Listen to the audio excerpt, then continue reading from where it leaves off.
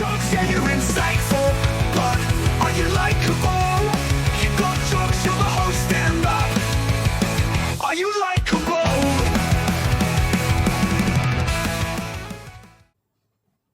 All right, so just so you know, we're recording now, but Okay. we'll start at some point.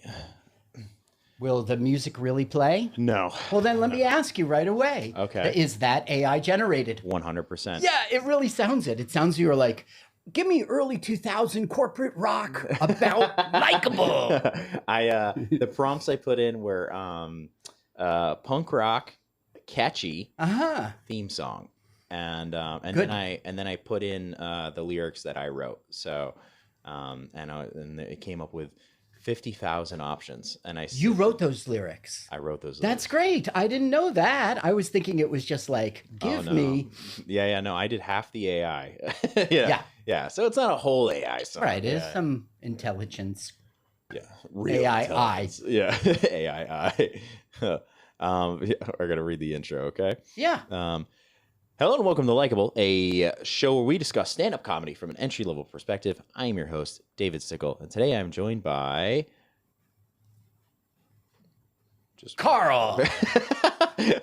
I never know if people want to say their own name, but I also didn't know if you wanted me to say your last name or not. Well, no, I mean, it's not a secret, my last name, but I prefer to have as a performer. Is that what I'm doing right now? Heck yeah.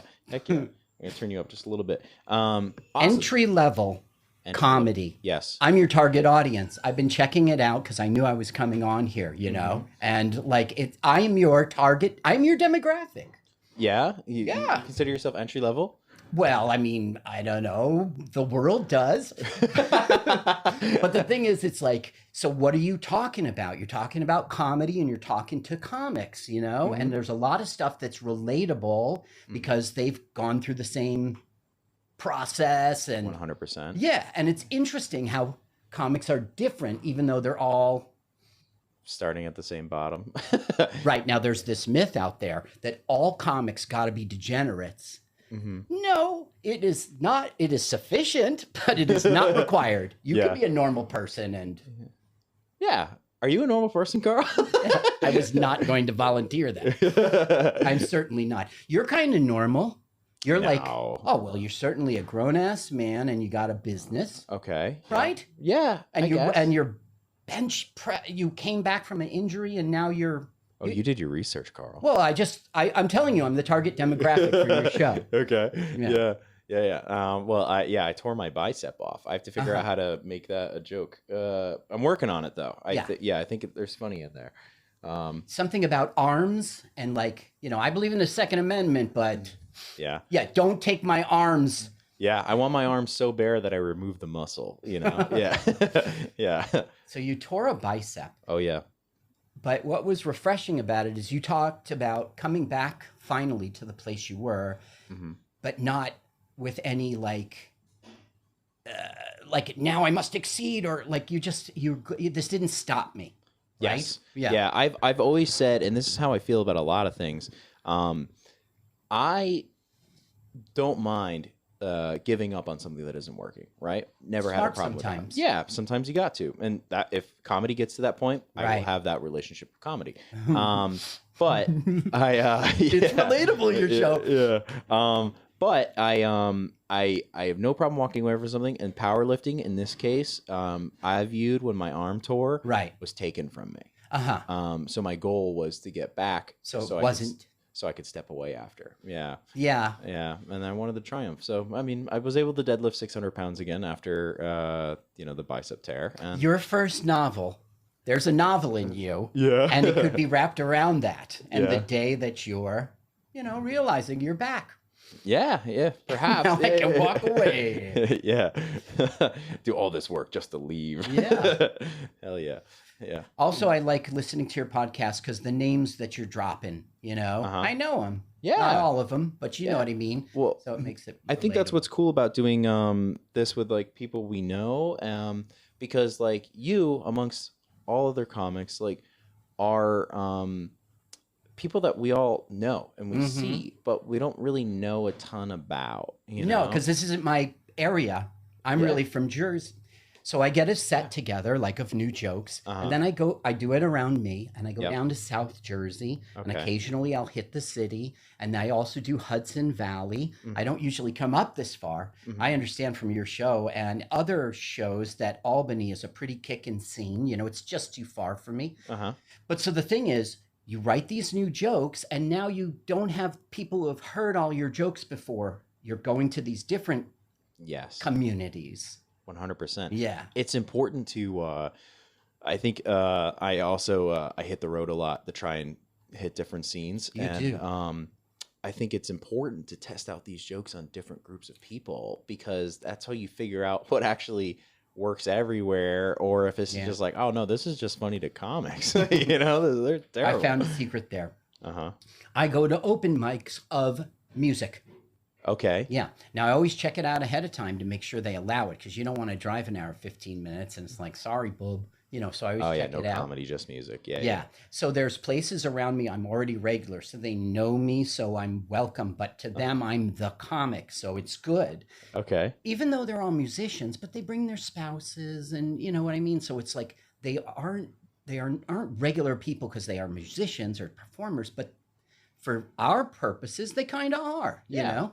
And so they're also, I used to host at Scotty's every single weekend. So I got in front of all these Joe Six-Packs and soccer moms. That was really finding out if your jokes work. Am I loud enough? Oh, no, I honestly, halfway through every episode, I get nervous that I didn't hit record. Oh, yeah. And I always, like, every episode, you could probably track me just going like this at some point. Sorry. Music open mics is like a life hack as a comic if you want to find out what regular people think, you know, compared to open micers. Of course. Because you could have some open micer joke about like queefs, and then you get it out to the public and they're like, dude. Yeah, this is just please. Gross. Yeah. Yeah. Yeah, I've had many jokes that I've had to retire once they've hit actual ears. Actual ears, because those are the ears that matter, the ones that paid money to come and see whatever show you're doing. I think a prime example. I mean, all the comics like really love you. I mean, it's been that's good to hear. Yeah, I don't think I know anybody that like speaks ill of you in the comedy community. I personally have never heard that.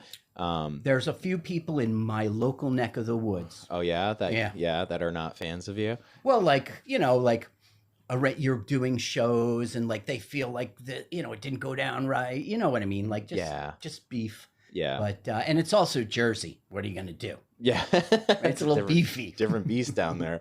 Yeah. That's why Anthony Quinn fit in there so well. Do you remember Anthony Quinn? I know. I think he's since passed, right? Yeah. Yeah. That was before my time. Yeah. Yeah. Mr. That guy was he was gonna hit. He was going to hit? No, not really. Oh, okay. One time he did get something great in Los Angeles, and he got to be in this video game, and he wore the bodysuit for it and everything. Okay. And they recorded, you know, with those little dots and stuff. Okay. Yeah. He won that audition. Huh. Listen, you were on an episode, and comedy in a strip club came up. How did that come up? Okay. Why was that a question? So this is a Jersey guy that has since moved, but Alex Aversano, do you know him? Yeah. So he has this whole bit about comedy in a strip club. Have you ever heard that before? Well, yeah, I don't think I have, but okay. During the pandemic, Flamingos was a strip club Okay. on 46 in South Hackensack, and in the back there was a tented area. It was connected to the building, but I mean, in the back, we weren't where all the dancers are, but we were right where the dancers' dressing rooms are. So they were in and out and in and out. There was a lot of stuff about that, you know.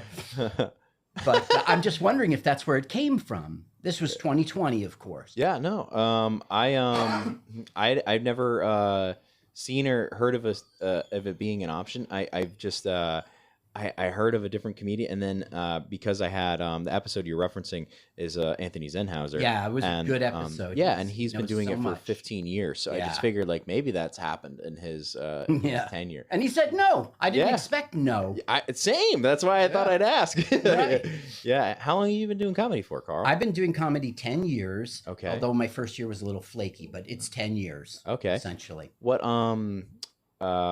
got you to start to want to do comedy? Well, I always wanted to do comedy, always. As a matter of fact, in like 97, yes, I'm old, I went to a comedy class with my friend, and then we went to Caroline's and did our like bringer show, the graduation show. Okay. And I bombed that night. Really? Yes. Now, if I had not bombed, things might have been super different. But I said, oh, okay, I tried it, and it's not for me. So then I went out to San Francisco in 2016, 15. And my friend Mike Spiegelman is out there, who I do a podcast with, who doesn't do a podcast. And he said, look, I'll tell them you're a New York comic and they'll put you up. And I said, okay. So I went down and I wrote down like every stupid, like if I was a stand-up comedian, I'd say this. I wrote down all of those and I brought it up with the piece. I hit that night and then I caught the bug. Okay, that's awesome. I wish I had hit at Caroline's, because then I would be like 20 years instead of Zenhauser's measly 15. Yeah. Did you Excuse me. has your you have a very unique style of humor on stage. And I encourage anybody to look up Carl online and check it out. Yeah.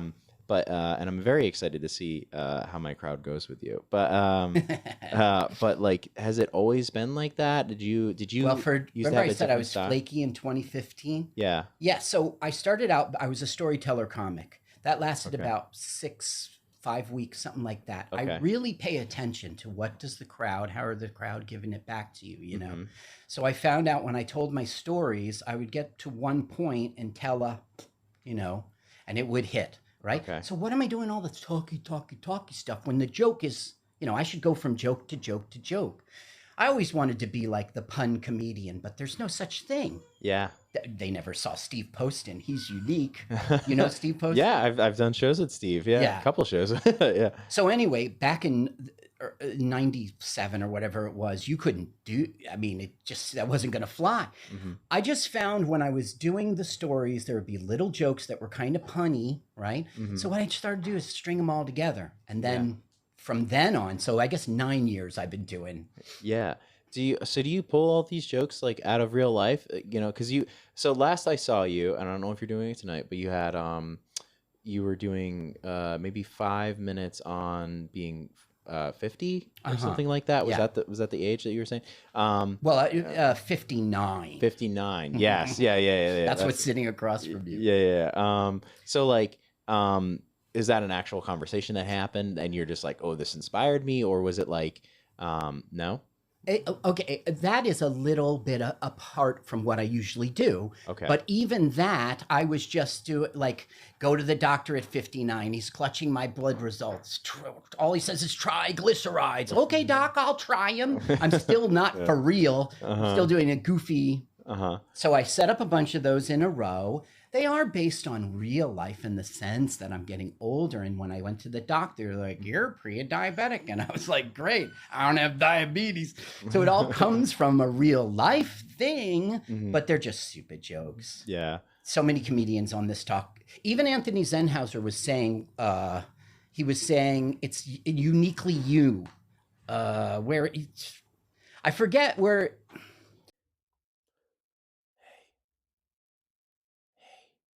Guess what? This is the interruptible again. I have a cold, so everything's a little stuffy right now. Please don't mind. And if you're watching this on YouTube, my face may or may not be in this. I look like shit. It doesn't really matter. Anyways, we're just gonna finish up October because we get into November. It's gonna take a while. 10/24, got the Krog show. Please come to that. Oh my God, what a lineup! It's going to be a great one. Please come. It's a free show. 10/25. I'm in Pine Island, New York with Jacob and John Leary, David Beckles, Alex Collar, Monty Mason, Dave Bailey, and Michael Saltz. And I'm pretty sure that's everybody. I'm sorry if I forgot somebody. And then on 10/29, I'm in Springfield, Massachusetts, my alma mater. Very excited to do this at Springfield, Massachusetts. It's going to be at the White Lion Brewing, and I'm going to be with Brian, who is a Canadian who's pretending to be Sergey Poletsky. It's an act. I don't know what it is. Anyways, please come check that out if you're in the Springfield area. I am your alum. I command you to do so. Support the pride. Not that pride, the Springfield College pride that we have, triangles and stuff, birthplace of basketball, that stuff. All right, back to your show. Zenhauser said it's specifically you on the stage, you know, however you tell the story, it's your real life and it's specifically you. And that's what your magic is in gold. And I'm sitting there going, I'm none of my act. I'm none. Yeah. So what are you off the stage? I'm still a goofball. Yeah. Well, so what's like, what, you don't have to tell me what you do. You don't have to do any of that stuff, but like, I will. It's no. Yeah. How are you?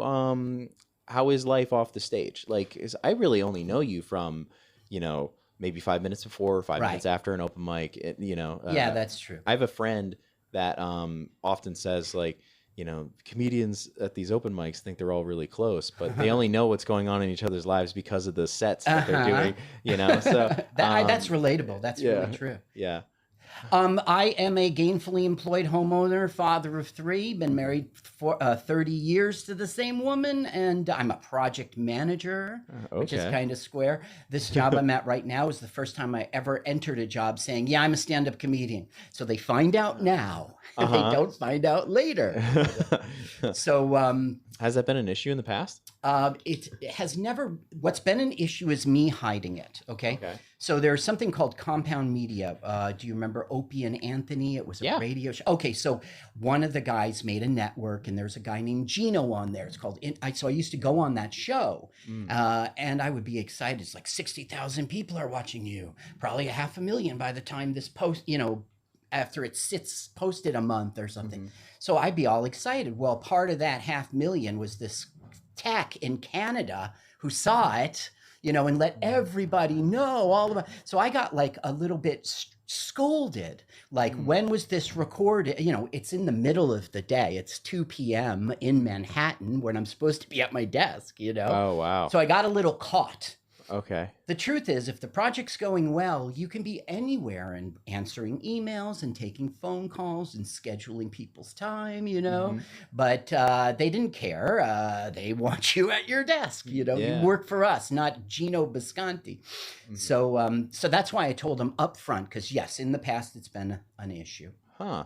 Did you just say it was like during your lunch break or something like that? Or they tracked it down to the time frame that it happened? And no, he didn't. I worked for an Israeli company at the time, and he wasn't concerned with the specifics. He didn't track it down. He just knows the thing is shot in New York City during the day, and you live on Kinnelon, New Jersey, and you're working during the day. Oh, so, you were in studio. Yeah. Oh. What the fuck? Yeah, okay, so it wasn't a call. I had an internet connection. I was on my laptop, you know, and then for an hour and a half, I wasn't. Consider that my lunch hour. I didn't say that at first. But eventually, that's what the conversation got around to. So how do like when you started the new job, like, and you tell them that you're a comedian, like are they just like, oh, okay, whatever? Well, they were this time, but they did what you've talked about on your podcast twice. Oh yeah, tell me a joke. Yeah, painful, right? Yeah. Yeah. Okay, let's go where there's a stage and a spotlight and a mic in my hand, and you're sitting down at a circular table and you've got 2 beers. Then I'll tell you a joke. And a host is going to warm you up for me. Yeah. So I said, my wife wanted to have makeup sex, but I ain't wearing that shit. And that worked. They all laughed, even though I said the S word in an interview. It was a second interview, and I was in person, so it was a little... Yeah. I mean, I think in person's important in that situation, because if you're doing that over the phone, I mean, and they can't, you know, that is a very He's long cornball. Yeah. Yeah. They just like mute it. They're like, we're not going to hire him. That's fun. That was lucky. I was unemployed for only 3 months. Yeah. It's scary being unemployed. I've never been unemployed. Great. Which is, very lucky. But yeah, it's amazing because like, you know, you hear, if you watch Kill Tony, or even if you just go to an open mic. That was a great episode with Dylon. Oh, Dylan Rasucci? Yeah. Dylon. Yeah. But if you go to these things, I mean, there are a lot of comedians that are like, yeah, so I don't work right now. And then they just, you know, it seems like unemployment's actually pretty high in the stand-up community realm. Yeah, it's interesting, right? Like I don't know, because for me, like I feel like I pull maybe not a lot of material out of work, but since I have a public facing job, I feel like I pull a lot of material out of like human interaction. And I'm just like, oh, you know, you're the third person to say that phrase to me today. I wonder if I could use that phrase because it seems to be a very common one, you know, and that maybe that'll be relatable. Yeah. You know? Yeah. It's interesting. I remember that I would work retail. We're going back to my 20s now, and people would come in and they would go like, "Don't go there, don't go there." And you'd like, how come everybody's saying that? And you find it on some pop culture thing. You get a good beat on the public. Yeah, you do. And what's nice is like I can workshop a premise in front of people, you know, because you know, as long as it's clean, I don't get to workshop the actual tag, but I can workshop the premise, you know. You know, they're sitting there at the bar looking for the banter. It's a good time to. They're not comedians. Yeah, they got their inhibitions down. I'm gonna attempt to talk about a raccoon that's living in my wall right now. You know, on stage tonight. Yeah. And you know, a few people at the bar already know about this raccoon because I've sat there and be like, "This is what I'm dealing with at home," and then it's just like preposterous. And then I eventually name. They'll like it. Yeah, and then, likable. And then I eventually named the raccoon, and that's when I got a little bit more of a pop out of people, and I'm like, oh, okay, there's something there. So Don't you didn't name him Rocky? no, not Rocky the Smart. raccoon. Smart. He's RJ. RJ. Yeah, RJ. That's good. Yeah. Raccoon Junior. Yeah. One time I opened the front door because of some scuffle or something, and the auto light went on, and all these raccoons scattered, you know, and I really think I broke something up because they were all wearing these masks. They were up to no good. They were gonna break in, Carl. Is your Wait. Purple mattress. I got to get this. What is it? You don't know about the purple mattress? No, I do from here. From here? And I think I need that. Do I just go on Amazon and put in that? Do I have your permission to use this clip to send to Purple? Yes, we can get a Okay. You should clip the other one, clip this one, and Yeah. say, look, I'm already on board. Pay me for it. You don't have to give me a free mattress. Yeah, I would love a free mattress. Like, yeah. The details on this mattress. Do you sleep hot? Yeah, because just like you said, the heat begins to cook. Yeah, it stays in there. You know? So, like, I used to never be a comforter guy, right? Could never do it because I used to have to do like a thin sheet on top of me and a fan in the room or an air conditioner because the heat would just be radiating underneath. Now, thanks to the purple mattress, I can sleep easy under a nice soft comforter and just let it breathe, man. It's I think you get them at purple.com, but I will say I think it's purple.com. It might be a very different thing. Well, I'm just going to Google, and that will lead me to Amazon. And if I have to go direct, I will. I really recommend this bed. It's very comfortable. Yeah, I appreciate that. Also, you go on YouTube and put in something like this, and you start getting like people's testimonials and stuff. Oh, you know? yeah. Find out what's the real deal. Then I just pop up. Yeah, your podcast has been educational to me. It's not just about comedy. Yeah. Or like this unlimited flying package. What the fuck is that? Oh, yeah. So I still didn't do any Spirit or- research on that. Sounds great. Yeah, but yeah, you pay a small amount, and then I think the trick is this is the reference to when we were talking to Patrick Smith about Gabe Baldizzi and his unlimited flying package. Wow, Gabe has that? Well, you pay like a thing, and the thing is like you just have to go to the airport and hope you can get on a plane. I'm on call all the time. Basically, yeah. You're standby for the flight, which I think is not, and it's through that one airline specifically. Yeah. So I think that's a pretty cool deal. Yeah. But it's not like You don't know. I think if I ever start to like tour and like go out of the state like more than a couple hours, yes. I really think I'm gonna invest in I have a Jeep Wrangler, it's a longer one. They make a bed specific to you can sleep in the Jeep. 100%, yeah. I didn't know that rhymed. I'm a poet, deep. and I didn't even realize that. This is the podcast of revelations. It is. Purple mattress. Yeah. No, but I mean, I would like to have that. But now that you've told me that's a on call, I'll still research it, but it doesn't sound as promising. Newark Yeah. is a hub, and that's what I'm right by, you know. But it seems like flights are packed all the time. However, if you're willing to be there at like 11 p.m., maybe. Yeah. I honestly, I maybe bank on the early AM flights that people slept in.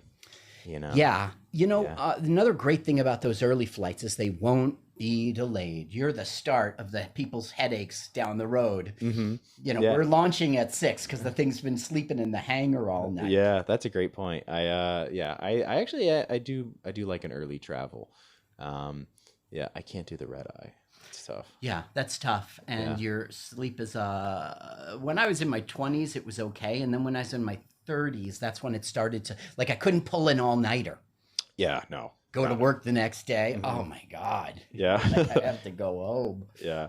I'm 34 now. If I get less than 6 hours of sleep, I am a grumpy Gus all day long. Yeah. It's not a good scene. That's me. Well, I guess it's just human. It is my minimum. If I get 6, it's not great, but that's fine. Yeah, you can function. So Yeah. I'll catch up. It's going to be Saturday. I got 8 this morning because it was Ooh. Saturday. You know what? I can tell. Oh, really? You look pretty. What is it? Squatting. You were talking. Yeah, just like you, I too am into squatting. I haven't paid rent in 2 years. I was like, you son of a bitch, you got me. I've been squatting on the toilet. I wrote that down to deliver it. I know. I love that. That's great. Oh, you got me. I was about to talk about back squats. Oh, man. Damn it, Carl. I would be that guy in the gym that you guys would have to say, no, you're doing it wrong. You're going to blow out your quad. I don't know what I'm talking about, but. Yeah, you just stand there and you lean. Yeah. Yeah, you can work out at home without. Yeah. Oh, yeah. I could work out at home. So but the thing is, you need the weights though, really. You know what it is? I found it out during the pandemic. Unless you're leading me into another. No, we're not doing this. I understand why you don't trust me. Yeah. This is how everybody feels when they talk to me, by the way, Carl. I hit them with puns too. I found out during the pandemic because even then I managed a gym. I managed one for 5 years before switching to the bar. I found out even in the gym with all of the weight equipment and no people there, Right. I just lacked a motivation. I need energy around me. I need, I need something there to help me stay focused. I need things that could distract me to keep me focused, That's interesting. That helps me focus on focusing. And then Because you have to. Yeah. Versus like when I'm alone at the gym, like I'm like, oh, I guess I'll just text, and then like 20 minutes go by, and you know what I mean. But if there's a courtesy element of like, I can't waste this piece of equipment, I'm using it right now, then I'm more functional with it. Well, you're good. Do you towel off the equipment? I do wipe That's down. Yeah, great. yeah. You got to. Yeah, it's polite. Yeah. It's gross. Otherwise, it's just people with their gross. Great. I'm not gonna say, but So one comedian, maybe it was Pat, he was comparing your gym life with your comedy life. Do you remember that? Who was it? It was Pat Downey. Yeah. That was really interesting how we pulled those two things in together. Yeah, well, Pat Downey's an interesting guy. I don't trust him. Piece of garbage. He's I don't know. He seemed to me he was talking about his family and making choices, and I'm doing less shows, and I was like, less shows? I got a family. Oh, you're thinking of Pat Smith. Okay, Patrick Smith. But Pat Downey, I think, was talking about. Oh no, maybe you're thinking. Maybe Patrick Smith did that as well. Oh man, both Patricks had the same conversation. Well, in order to prepare for this podcast, about 2 weeks ago, I just started listening to, and you haven't been doing it for very long because You know, you just go back a bunch of them, and all of a sudden you're talking about its genesis, like talking to people about what you're going to do next week, and because you were just pulling it. I've got all these ones I haven't released yet. I was like, where are those? Because I'd like to see them. Yeah. I think on YouTube I might have like maybe like 10 out. I think. Right. But on like Spotify and Apple, I think we're up to like episode 30 now. Okay. Yeah. So it's been. And there's no video component to it on Spotify, right? No. Gotcha. Because actually, for a long time in my early episodes, we had the cameras on, but the device wasn't saving, and I couldn't figure out how to get it off of this. And then eventually, that just went away. So. And I mean, for a while we were talking like we were on camera, but there wasn't any actual camera. And then eventually we figured out how to record and get video, but that took about like 15 to 16 episodes. Well, you've got your fresh content ongoing now. We're going now, Carl. You really didn't lose but 30 episodes or whatever it was. Yeah, it's fine. Yeah. It's fine. I'm not sour about it. There's plenty of... Okay, so I do a podcast. It's called Let's Watch a Full-Length Movie on YouTube. Okay. And during the pandemic, we couldn't have the guy who did our countdown. The whole concept was you're listening at home to us, and you go to YouTube and you put into the search exactly what we tell you, and then you click play when we click play. And I so love we that. watch it together. So we had to do a countdown. So you... Because, like, if there's an explosion, but you're 5 seconds off with us, like, we're reacting, and you're like, at what? And then, oh, that, you know? So you have 100%. to... So I would have celebrity comedian countdown. So I did a lot of interviews, just like you're doing, with comedians. Uh-huh. And, I mean, I have... I don't know how many I have. Hundreds. That's awesome. Yeah, so you interview them about comedy, and then they do the countdown, and we all press play at the same time. That's fantastic. Are you still running those? Yeah. Hell yeah, dude. That's awesome. Yeah. Who are some of the different celebrity comedians? Well, they're all over the place.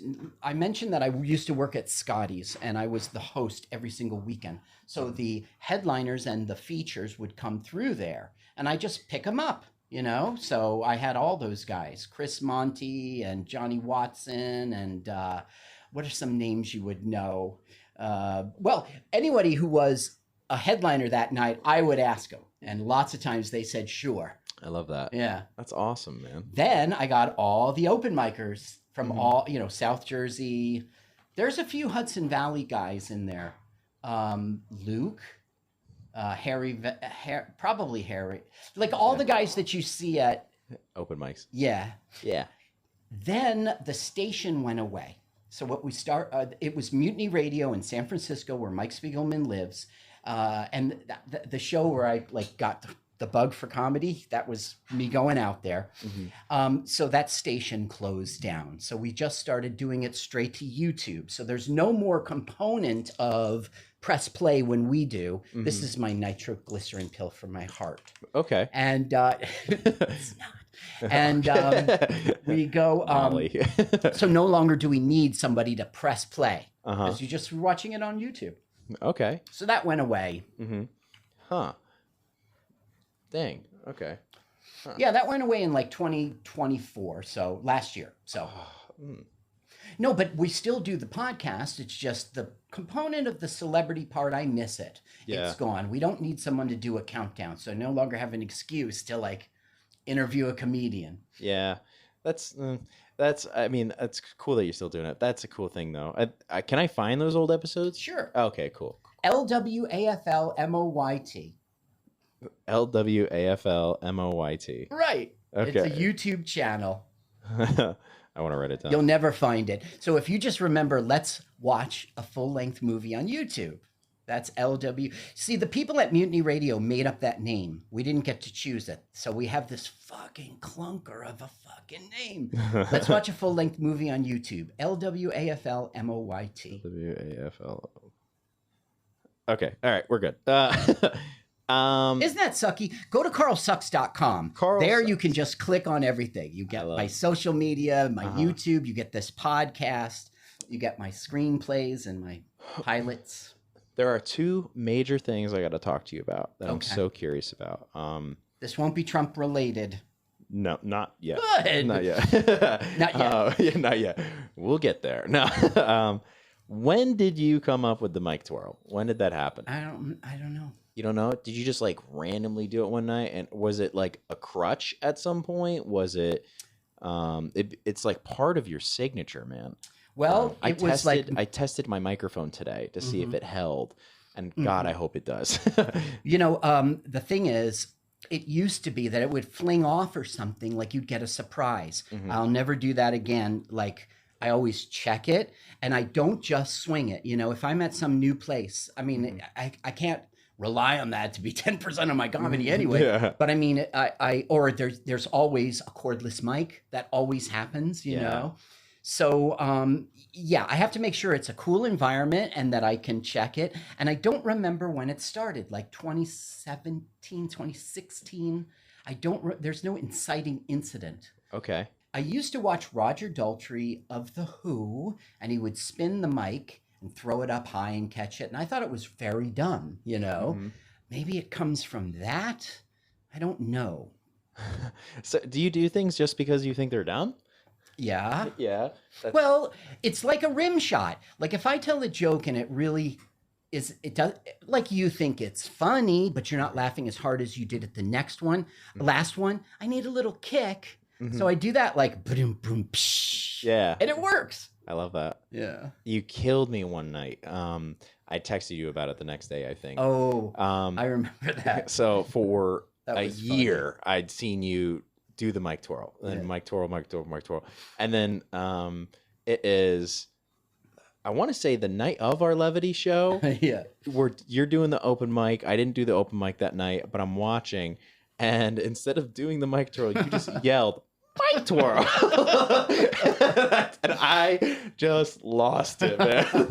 That killed me, because I was expecting it, and then you just said it instead of doing it. That killed me, man. That I was at genius, dude. Thank you. I was at this place called Crackpots in Ohio, and he was really fucking pissed off that I did that I swung the mic. So I apologized, and I said I wouldn't do it anymore. And no, I don't have to do it. But there's these guys that came because of that Wakanda. Do you know what I'm talking about? Yeah. Yeah, so they came and they know about that. That's when I started that. Okay. I just said Mic Twirl, and they. Yeah. So the Wakanda thing. That was most the other of the thing. whole crowd doesn't know. Like they don't know me. They don't know I twirl the mic. Yeah, so I was yeah. like, what's he talking about? The Wakanda thing is like your biggest clip on the internet. I'd Yeah, say. that thing hit on both TikTok and Yep. Instagram separately. I looked earlier today, and you're at 11.8 million views for that one Yep. on Instagram alone. Yeah. So, and I think it's only 7 on TikTok. So, like, that's great, and nobody else. But it's just bragging rights. It didn't get me any. Yeah, but It got me a little something, but Yeah. I mean, I'm not a famous comedian. yeah, that's awesome though. Yeah, man. it was fun, right? It's What was that like when it was just grow? I mean, did you have to just like leave your phone? I mean, I don't think you're on your phone that much anyway. I've never, I'm an old man, so I never had notifications on for Instagram or Facebook, or maybe in my life, Facebook or any of the social, Twitter, none of it, because, otherwise it's just going bing, bing, bing, right? So when that happened, it just sort of, it snuck up on me. Like I didn't know it. There was any, holy shit, look, like all of a sudden, like I would go in like an old man, let's see what's going on in the inner locking webs, right? And so there would be all these, like comments. I didn't understand what was going on until I finally saw the view count like 3 days later, and it was like 1.2 million. I was like, oh, wow, holy shit, and Yeah. it keep growing. And they're just doing it every second. I had crazy how you crashed out. People kept writing that. So I had to go to Google and say, kid slang, crazy how you, and I saw and I started to learn. And people would say, get out. The Tuco get out, something like that. I don't know. So That's younger than me, man. Do you know 7, 8? Okay. Well, there's all these things they would comment, and that's a weird thing about today's world. Like you don't know crazy how you crashed out. Yeah. But meanwhile, 20 million people do know it, right? You just never met them. It's weird. Yeah. Back in my day, it was just the TV and radio. So everybody Yeah, knew the same slang. Yeah, when you went into high school, everyone's wearing the same rock T-shirts because we're listening to the same station. Mm-hmm. So that's what happened there. That just sort of snuck up on me. It was just luck. That video was like the ultimate cringe, right? I mean, luckily, it is a funny joke. Luckily, right? If it was just cringe, I would be fucked. I'd be a dick, right? Yeah. So I said a joke.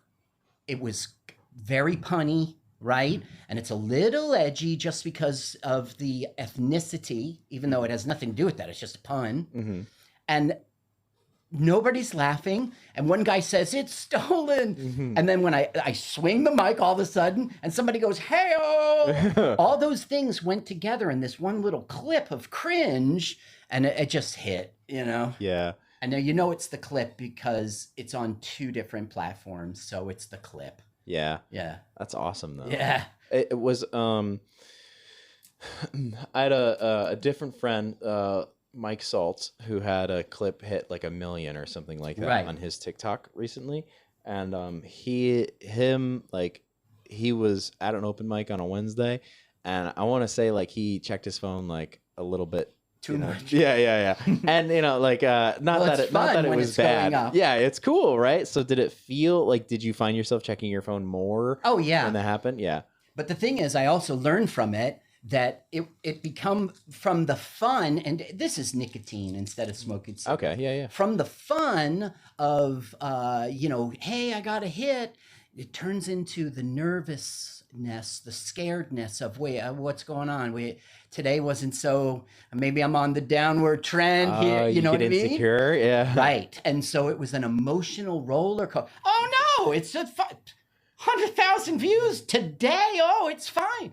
So it also taught me, again, a new lesson of that you can't be in social media. You can, all you young kids, do whatever you want. For me personally, I can't. That's why I have the notifications off, and I'll check it when I check it, so you don't get, so it doesn't have anything to do with your real life. Yeah. It's all Yeah. pretend out in the internet. Yeah, I agree. I feel like I post a lot, and I'm just like I'm excited to share a lot of stuff, but I've found that people think I've got a lot more going on for me than I do. Mm-hmm. You know what I mean? And that's just not the case. Like Yeah. I'm still working at this bar 50 hours a week, and I'm driving to different open mics. But like, I'm not doing anything crazy. Yeah.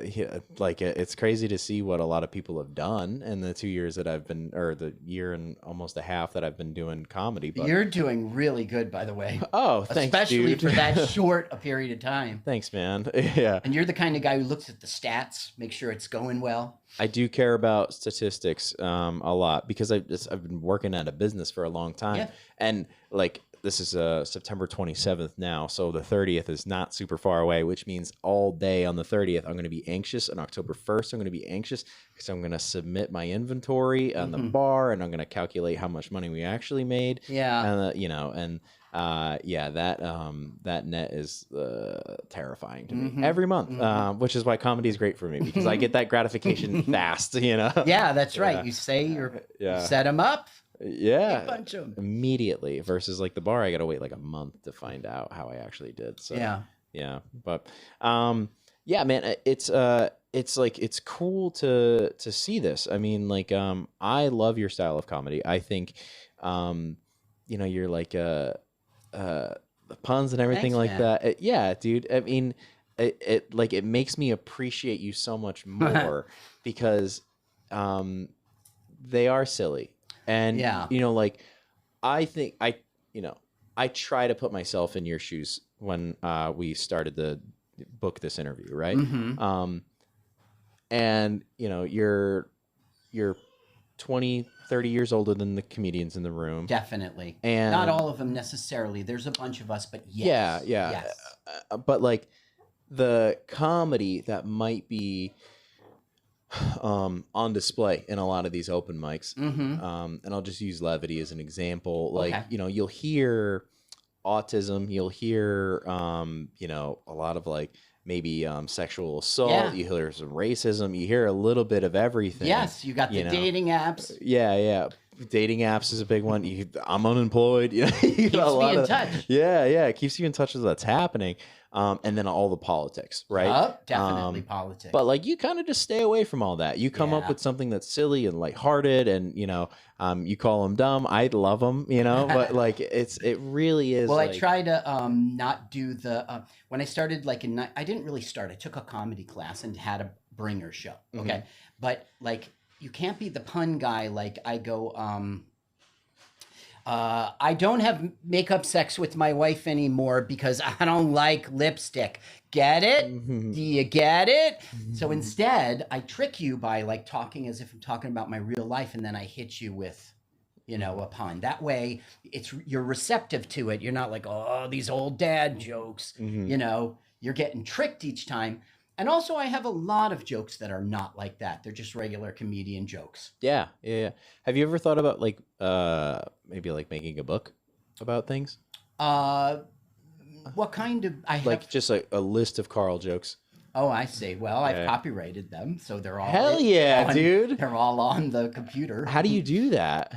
Copyright? Copyright your jokes, yeah. Oh, you can copyright anything. You simply go to, I don't know, copyright.gov. I don't know, Google it. You get to a Gov website and you fill out the stuff. You got to pay a fee. It's like $40. I forget what it was.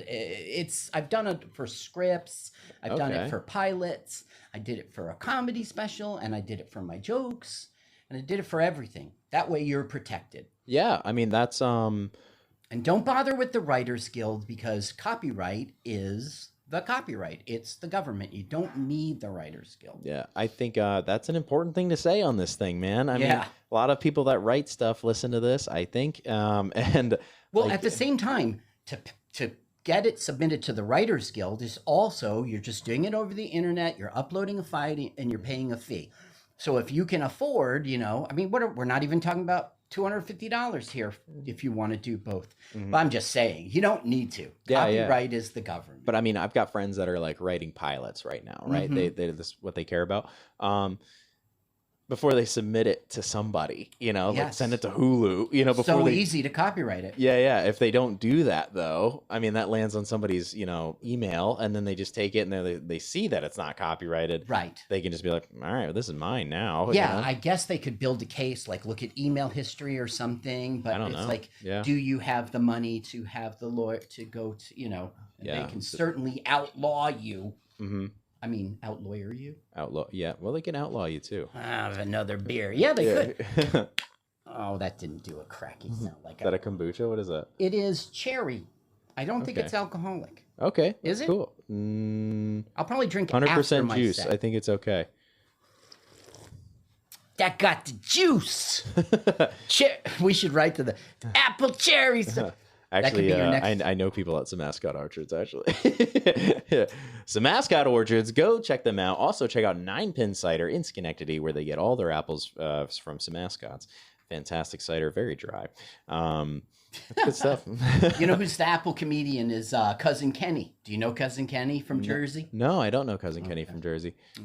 Yeah, what does he say? He's a Snapple comedian? No, he's an apple, no, he's just, he's sort of like a crowd work kind of comedian. He's very good. He does have material, but on like social media, he'll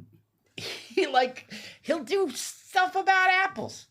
And he knows it's all bullshit. Like you're part of the joke, He'd That's say, fun. today we're going to try Cortland. I don't even know what and he just eats the apple. It's easy content. Yeah. I mean, that's awesome. I've been Facebook has recently said oh, you can monetize your account. You just got to post more. And I've been trying to do that. You have over 1,000 subs? I don't know. Oh. I don't know.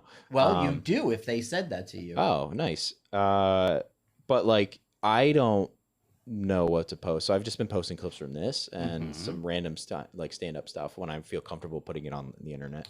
When you monetize, I think it means, because we're thinking about doing it, we've never done it, even though we could do it. I think what it means is they're going to pipe in an ad while people are watching your thing. Oh, cool. And you'll get money. I'm okay with that, you know, because I get ads for everything else I watch.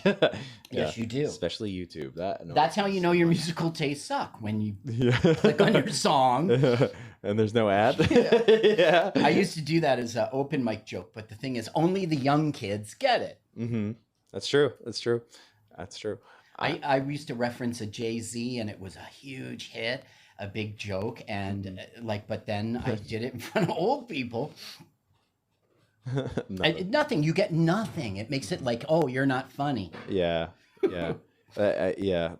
It's interesting. Do you your jokes are clean, right? You consider that clean? Yeah. Well, these aren't really.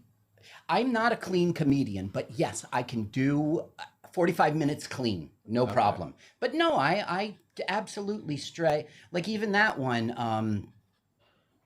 Like I'm complaining about my wife, and I go, I got 100 problems because a bitch is one. The reference to 99 problem. Mm-hmm. So I mean, no, I have some very, very dirty jokes, absolutely. Mm-hmm. But you don't see them when I'm at the open mic. It's really about stuff I recently wrote. Okay, yeah, so you don't definitely. necessarily. And there's been some.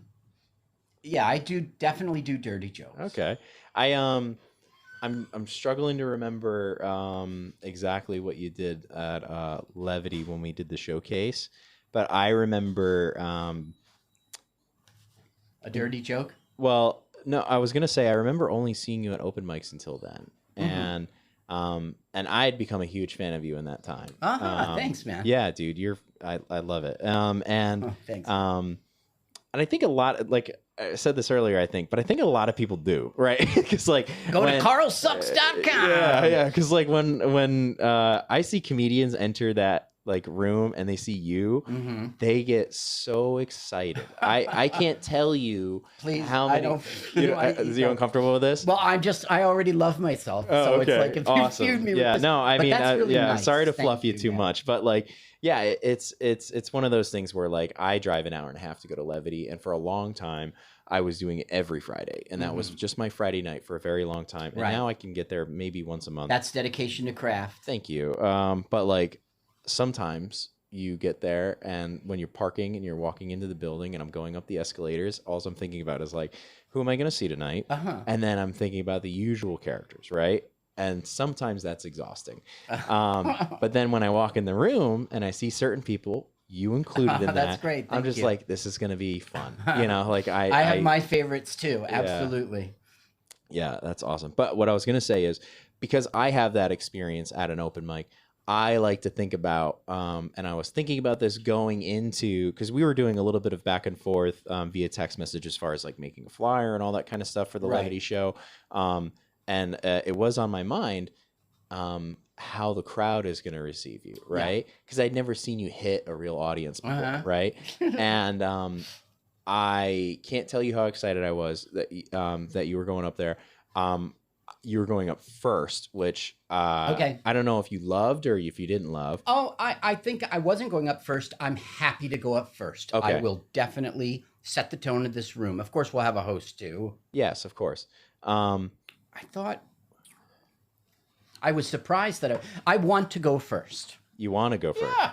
Okay. It's a challenge. Cold room. Yeah. Let's see what I can do. Yeah. No, and that was the thing is just like you went up there, and again, I'd never seen you with a real crowd before.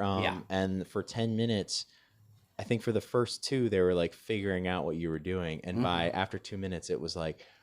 Everybody was in on the joke. Everybody in the building was just like laughing. Like I looked around, like you were killing. You mean at Levity? At the Levity showcase. Oh yeah. With like a real crowd. So I was like, that was awesome, dude. Like I was so elated to see. I saw that with Basim. He's one of my favorites. Yes. And I only see him at open mics, and he killed that night. Yeah. So I know exactly what you're talking about. Isn't that an awesome feeling though? Yeah. Dude. You're. I knew I invested in the right guy. Yeah. You're amazing. Well, I want you to know that I've done crowds in front of strangers 8 trillion times, and I've traveled, not the country, but I've absolutely traveled. I got big tour coming up this November. Go to carrrrrrrrl.com. I will be in serious cities. There's these TikTok guys, like young people.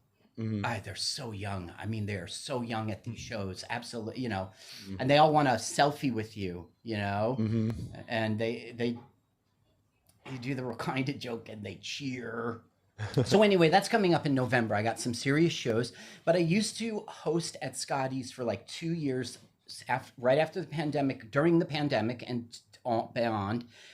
So I've been in front of all those strangers. Yeah. And I'm really not friends with Johnny Watson anymore, but I was, and he took me around, and so I got to do like Louisville, Kentucky, and the Ohio, even though I gave him that gig, but the Ohio one I mentioned, and the Dickens Pollard Theater in Maryland, in Delaware many times, and Maryland, and you know, so I'm seasoned in front of. Yeah. I'm no Anthony Zenhauser. Oh no, but I am seasoned. Yeah. I was just curious how it was going to translate from like us to the room. You know what I mean? And it was just like awesome. Dude. But did you recognize any of those jokes from the open mic? You probably didn't. Because I just pulled out tried and true, trusted. Yeah. No, I don't. Jokes. And I think that's probably why it hit me 100 times harder, because I didn't see any of that before. But like, gotcha. When I'm doing comedy or if I'm on a show, like, I often will miss a show while I'm there because I'm paying attention to the crowd a lot. You know, when you're going up. Yeah, but like when I'm producing or like when I'm on a showcase or whatever, I just like, I don't know if it's just my customer service background, but I just care about their experience so much. I think about like, and this is why the Krog show is free, but I think about like if I were to go to a place and spend $20 to get a ticket and to sit down and probably another $100 on food, right? What is my overall experience like? Yeah. And like, I care about that so much, you know what I mean? So like when I'm at a show, I'm trying to drink in everybody else's experience. And I'm like, that guy's not getting his money worth. That's like, you know, that guy enjoys it. You know, like these people are leaving really well. Like that's the right perspective, although it's not your place. Yeah, exactly. Like I shouldn't. I mean, I care about how the show goes, right? I shouldn't get so worked up on how everybody else is doing. I just should care about me, I think. But yeah, I think it's important. You know, I always check out everybody and care about them because. Somebody was on your podcast and they said, like, if you don't pay attention to their, you know, you won't see how other people are doing it if you're just all about you. And then when you've got to change, you know what I mean? Like this gives you the freedom. You could see all these different directions you can go with in comedy.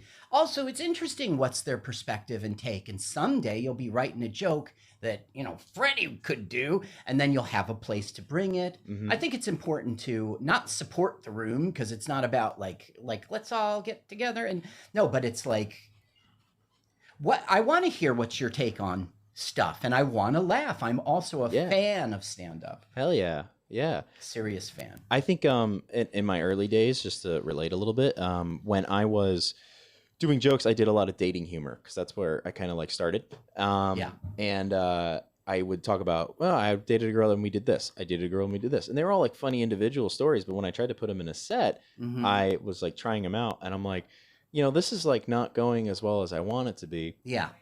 And then I tried to figure it out. And I had just had friends talk to me about it. And they're like, you know, you sound like you date a lot. And, you know, like, actually, I think Pat Downey might have said something. He's like, we get it, you fuck, you know? And it's like, oh, yeah, because I'm saying I date multiple people. It sounds like a different tone.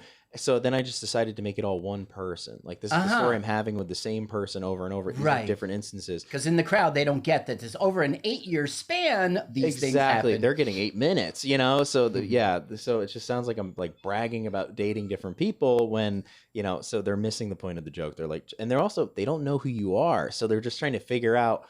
Oh, so you amalgamated. Yeah. That's I went from looking like a player to being, like, likable, you know, because I'm just talking about one person I dated this whole time. The whole time. Yeah. That's another thing I like about checking out everybody's set. Like there's this guy named Bobby Bayonne. Again, you don't know him. Oh, I know Bobby. Okay, great. Yeah. So he used to do this joke about, women like me. So like, I don't know, it was coming off a little. So later, like 3 months later, I saw him and we were at this Roman Catholic church. It was March of this year. It was a good gig, but he had changed it so that he was going to his father, Dad, why are you dating these young girls? And then he would tell all the same jokes, but it was like his dad. Can you believe that? It's great to see the evolution of how people, you know, and it was much improved. Now he has a 2 minutes bit it's all gonna hit, you know. There's no iffy parts. Yeah. That's awesome. It's like it's a lot of playing with their perception of you up there, you know, and you know, because I do storytelling, so it's a lot of me trying to help them picture something, you know. That's kind of what I go with in that situation. So it's cool that he made that jump. Yeah. Well, it's cool to see people. That's why I was using as an example of why I really enjoy checking out everybody's set and knowing what's going on with them, because, you know, it changes and things like that. Yeah, it's cool to see people evolve. Yeah. We do have a show we got to get to. All right. Well, Carl, thank you so much for coming out here. Man. CarlSucks.com. Boom. Is there anything else you want to plug? Well, it's all there. I have shows. The November shows is what I want everybody to go to, but just go to carlsucks.com, or, you know, follow it. You can click there it's Carl with 11 R's. It's 11. So we go to Instagram, you just put in CA and just start typing R's, and I'm going to come up. Same thing with TikTok. The Carl, that part, is that a reference to an old YouTube clip, or is that a reference to an old Nickelodeon show? What Carl? Carl, like when you have Carl with the 11 R's? Oh, was that just because you kept trying to do Carl, but you kept adding an R? That's right. There's some son bitch out there named Carl with 10 R's. He might live in Germany, and he's got 7 R's in his name. I can't believe I fell for that. That sucks, That's dude. really what it is. I thought the whole time there was this old YouTube video with the llamas. Walking Dead. It wasn't in The Walking Dead. The kid's name's Carl. He's got the. Oh yeah. Carl. Okay. Yeah. At one point, I thought I didn't know The Walking Dead show. My kids did. So I thought, like, I go to an open mic and they're going Carl, and I go to an open mic and they're going Carl, and I was like, hey, I'm doing pretty good. You know, I got my own thing. Such a puffed up ego. You are doing really good. Thank you. All right. Well, we're going to get out of here. Likable is filmed and recorded with Radio Free Rhinecliff. Thank you to Jen Hammoud and Matthew Rosenberg, our producers. And thank you to Epicurean, which hosts us for each and every episode. Swing on by, stop and shop. Maybe you'll catch us on the air. Likable is a comedy-based podcast. We are experts in absolutely nothing and should not be taken seriously at all. Consider this your daily dose of questionable wisdom and guaranteed hilarity, we hope. Proceed with caution and a healthy dose of skepticism. Carl, thank you so much for coming. Thank you, Dave. Music. I love it, too. Cue music. I was going to say, shouldn't be taken serious. Yeah, you got jokes and you're insightful.